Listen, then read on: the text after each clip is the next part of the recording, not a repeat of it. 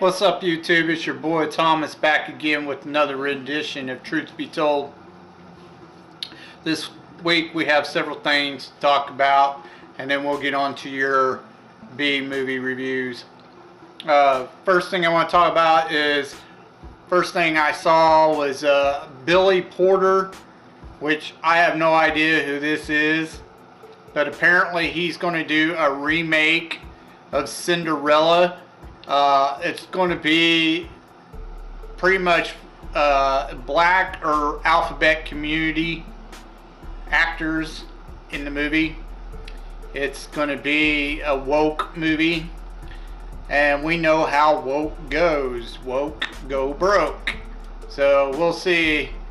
I guarantee it's going to fall flat on its face. But of all things to do, a live action Cinderella remake, it does whatever. You know, if the alphabet community wants to do a movie, then make your own. Don't steal somebody else's story and then redo it to fit your narrative. You know, that's just retarded. You know, that's somebody else's life work, not yours. It's not yours to steal and redo. I'm so sick of that in Hollywood today. It's just gotten ridiculous. You know, feminists and Hollywood people just constantly doing that, stealing somebody else's work and trying to redo it. It's just dumb, and it needs to stop. Anyways, moving on. Another thing I saw that the alphabet community is doing is they're trying to turn Sonic the Hedgehog gay. Which is just utterly ridiculous, because the lore shows that he has a girlfriend. Her name's like Amy Rose or something like that. The other deal that's really ridiculous about this is that they want to say that him and Knuckles, I think it's Knuckles or Tails, one of the two,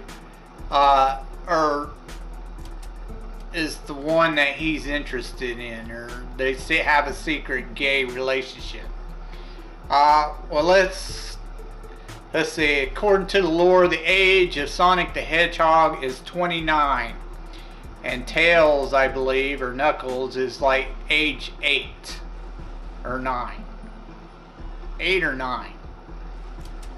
So if that ain't some pedophile shit, I don't know what it is. I mean, look where we're going. This is where we're headed with the alphabet community. They're trying to push the boundaries of what's considered normal, or moral, even moral. You know, they're pushing this on your kids. And what's bad is that a lot of parents are just all for it, blah, blah, blah, you know, pedophiles going after your kids, you know. Let's do it, you know, come on. Wake up, America. Anyways, moving on.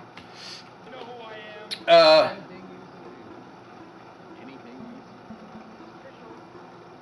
saw something on AOC. She's in the spotlight again. She's trying to quote the Bible and saying how Jesus is supposed to love everybody, blah, blah, blah. When she claims she's a Catholic, so she should know this. Number one, she's a hypocrite, because it literally says, you know, to love everyone, but do not follow in their sins. Or, you know, she doesn't follow the Bible, you know, when it says, you know, women are supposed to be submissive to their men or husbands.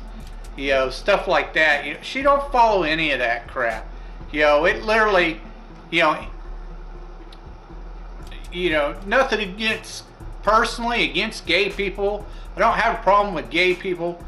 But unfortunately, in the Bible, it does say, you know, that being gay is a sin. Now, I'm not religious, but anyone who's claiming to follow the Bible should know this stuff. So anyways, she's about retarded. She's about the dumbest woman I've ever seen. No, I take that back. Nancy Pelosi is probably the dumbest woman I've ever seen. Moving on. Okay, so I saw the trailer to the new Candyman movie, the reboot or remake, and it's being done by Jorden Peele, which is a racist piece of shit, you know. He's racist to the max. I will not be watching this, even though I love Tony Todd. Tony Todd is an amazing actor. I love him. I loved him in the Star Trek, all the characters he played in the Star Trek series, Final Destination, you know, the original Candyman movies. But yeah, I will not be watching this because Jorden Peele is a racist son of a bitch, and he does not need to be getting all this praise for the trash he's been putting out, because his movies are trash. Alright, moving on. That's how I feel about the new Candyman.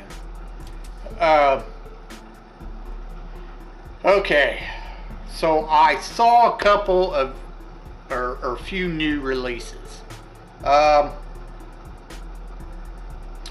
get to you with that in just a second.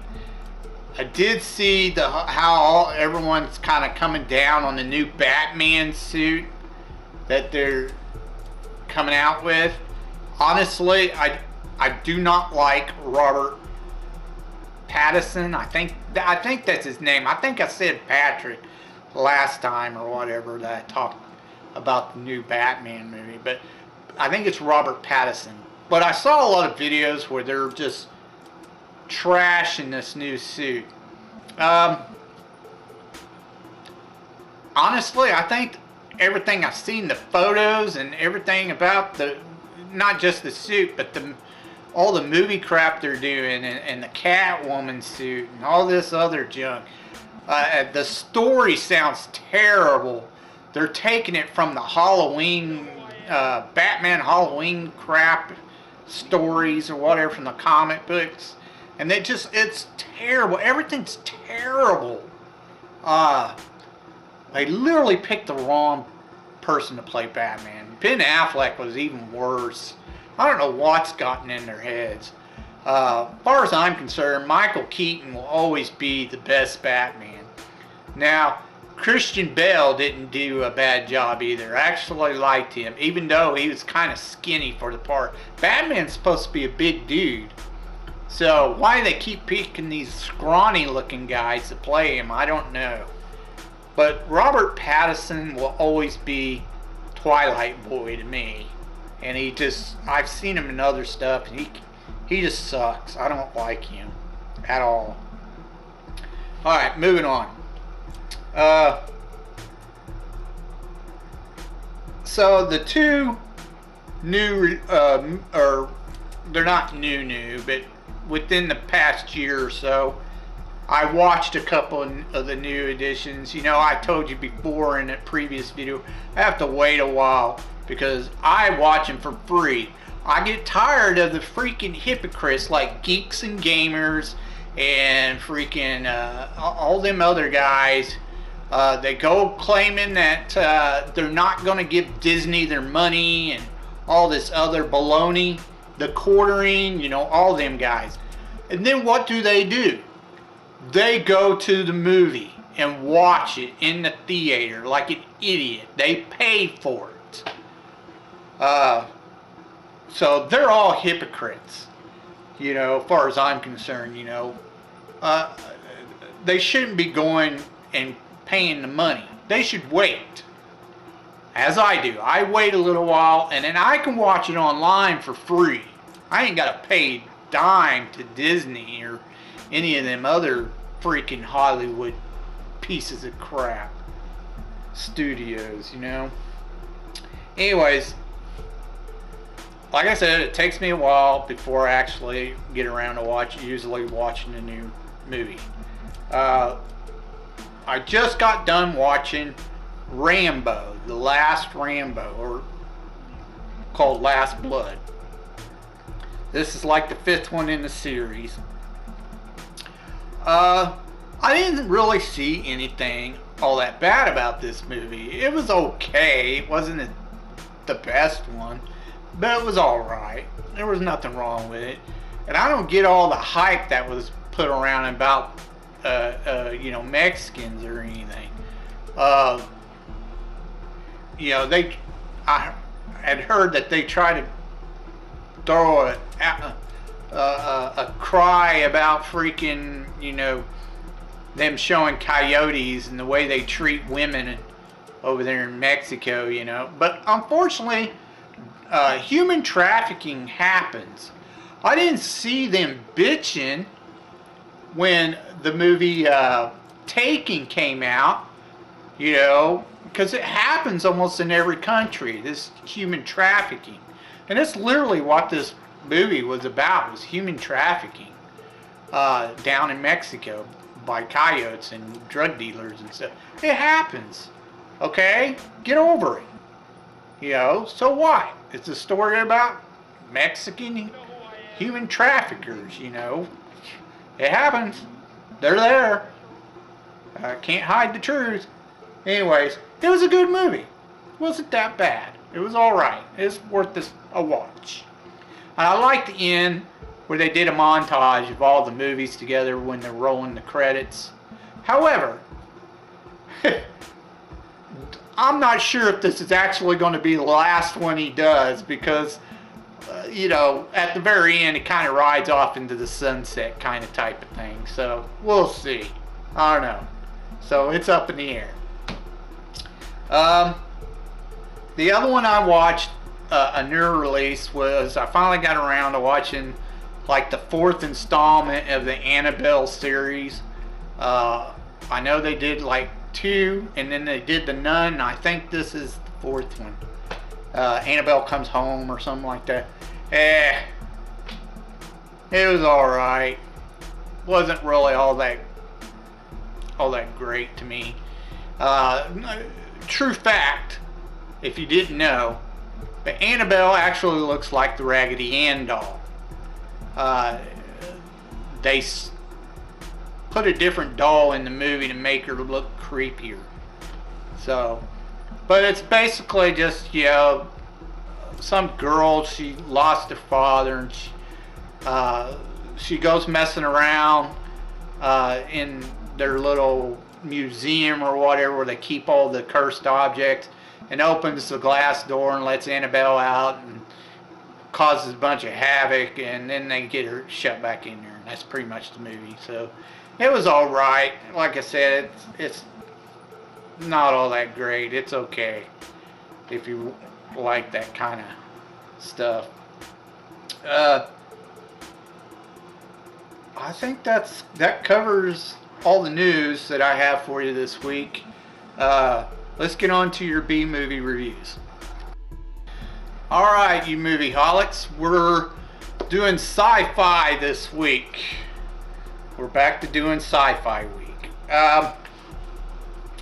2 movies I have for you are pretty B-rated.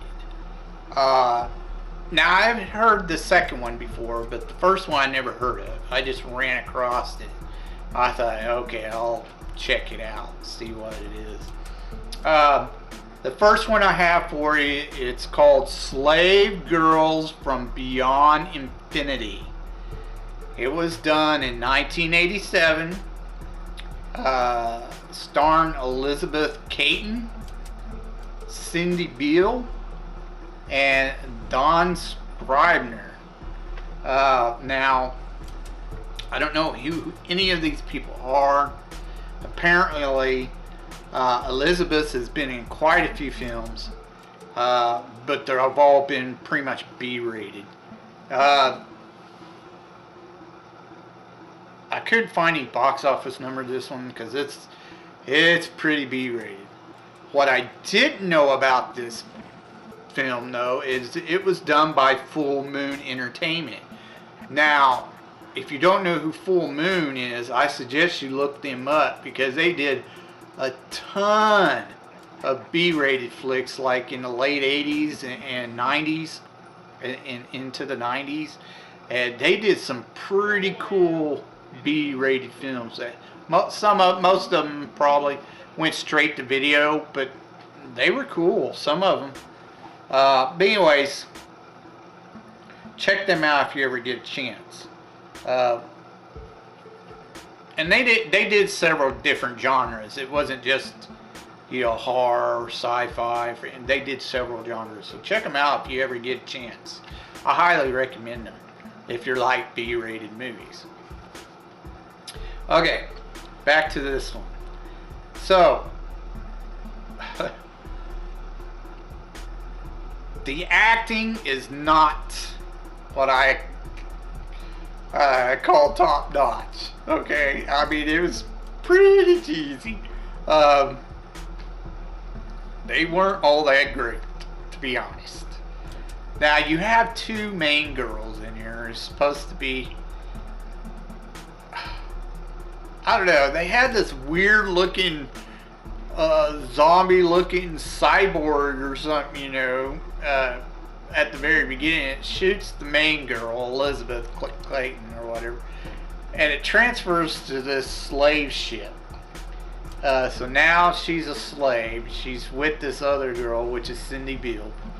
And even though Elizabeth is the main character, there is, oh, spoiler alert, there is some TNA in this movie, just saying. Elizabeth is not bad looking. She's alright. She's the main girl in this, though, because she's got the boobies. But she has this really gruffy voice, scratchy, gruffy voice, and I just don't care for that. Now, Cindy Beale, on the other hand, she doesn't have the boobies, but she's really, really good looking and has a great body, except for the boobies. They're kind of small. But anyways, I think she's way better looking. She should have played the main character. But anyways, enough of that. On with what the movie's about. Anyways, so the two slave girls, they basically, which is ridiculous because you could tell that they basically break out of this slave ship, which two guys apparently are monitoring, and they basically have suits that look almost identical to Boba Fett's suit from Star Wars, the Mandalorian type suit. And almost, they were pretty out of proportion, but they was pretty similar. Anyways, they beat the crap out of these guys and steal a ship, a smaller ship. They get hit because the guys are trying to chase them back down, but the guys lose them, and then they end up crash landing on this planet because they want to check out some radio transmission from this planet that seems to be habitable, or, you know, breathable, or whatever, oxygen, that kind of thing. So they go down there and they crash, and they meet this guy who has taken control of an old pirate, I don't know, I guess it's an old temple or something. It looks that way anyway. It's all made out of rock and stone or whatever. Anyways, they go in there and they meet another couple who is brother and sister, and this Baron, I guess you'd call him the Baron. He's the main bad guy. He has two robots that help him out, but he tells them that they're his guests and he'll help them, blah blah blah. They just gotta wait a little while for the spaceport to be fixed that he has there on the planet. what's actually going on is that he hunts people. Uh, he makes them disappear one by one, trying to hunt and kill them. Apparently, the brother and sister, their group started out with like 4 or 5 people. Now it's just them two. They don't know what happened to the other two. The Baron keeps telling them they went hunting and haven't come back. There's one scene that drove me crazy because the girls are in these nightgowns and they're basically running around in the jungle with just these little negligees, you know. I was just like, what the hell? And they're, you know, the main girl, you know, she's going, or Elizabeth, or she's going around setting up booby traps and crap in the jungle, you know. And I'm like, whatever. That's so dumb. They're climbing up this vine or jungle vine or whatever. And she's got no clothes on except for that little negligee. And I'm just like, whatever. It was pretty silly. It was dumb. But anyways, eventually they figure out what's going on. He kills the brother, and the Baron kills the brother, and then he tells the girls he's going to have sport with them, that he's going to hunt them down. He's giving them a head start, and even gives them a map to an old temple where he claims that there's energy weapons that they can use on him in there. Like, okay, so they find the temple, and the sister gets killed along the way. But they find the temple, and then they find these energy weapons in there, and they awake another zombie-like cyborg-looking thing. And he kind of shows up, and he fights the robots, and they fight the Baron, and they almost kill him, but they don't. They take off in a ship and get off the planet, and the Baron basically blows up the planet. And that's the end of the movie. And the 2 girls, the 2 slave girls, they're all like, let's go exploring. Let's go check out the rest of the space. That sounds like fun, doesn't it? And that's the end of the movie. And I'm telling you, it is super cheesy. This movie is super cheesy. It could have been done a whole lot better.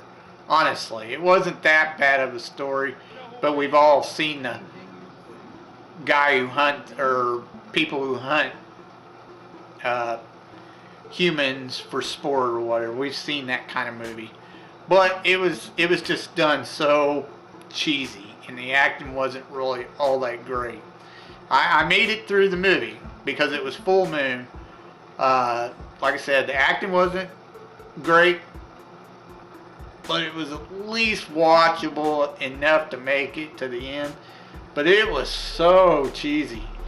The you know, special effects, all that wasn't all that great. So, you know, it was cheesy. But if you like that kind of stuff, check it out. More power to you. I give this a thumbs up, thumbs down, because the story was okay, but the acting was really cheesy, and the special effects weren't all that great. So, moving on. The next one I watched was, which I had heard of before. I've just never watched it. Apparently it's a cult classic. It's called The Eliminators, or just Eliminators. And it was done in 1986. It starred Andrew Prine and Denise Crosby, which you probably recognize Denise Crosby as Lieutenant Natasha Yar, or Lieutenant Commander Natasha. No, it was just Lieutenant Tasha Yar from Star Trek Next Generation. Now, this movie didn't do very good at all. It only made about $5 million. That's worldwide, so it really didn't make all that great of money at the box office. Like I said, this is done in 1986. basically, the acting wasn't all that bad. It was okay. It was better than the other one, but it wasn't the best, but it was okay. The story basically is, I don't know, this scientist figures out a way to create a time gate to go back in the time or forward in the time. He's an evil mad scientist. You know, he's supposed to be dead, but he's not. He keeps putting all these augments on him so he could stay alive. He kind of becomes like a cyborg himself. Well, before he done that, he made a cyborg to go through time for him, which he calls the Mandroid, which, you know, there's actually a movie called Mandroid, so it's kind of funny that he calls it Mandroid. But anyways,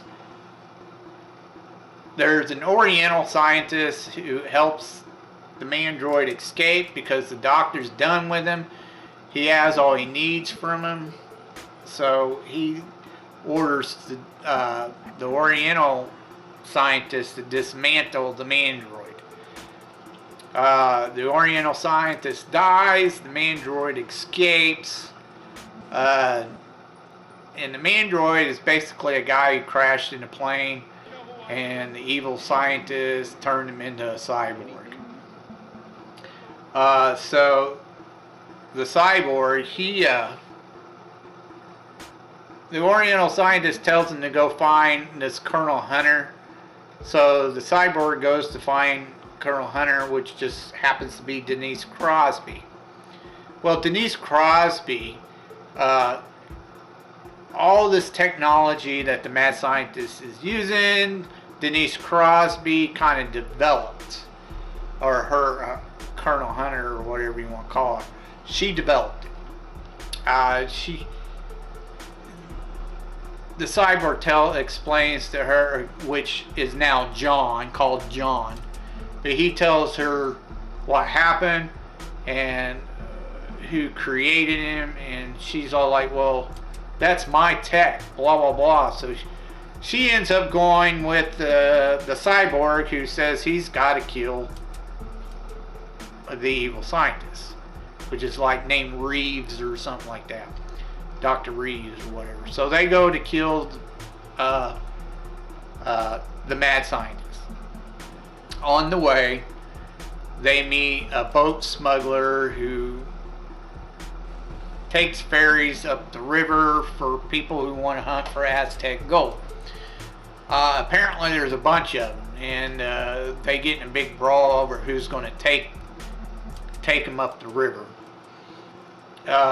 In this like bar fight scene or whatever. There's this one particular big woman named something Betty, and she's, you know,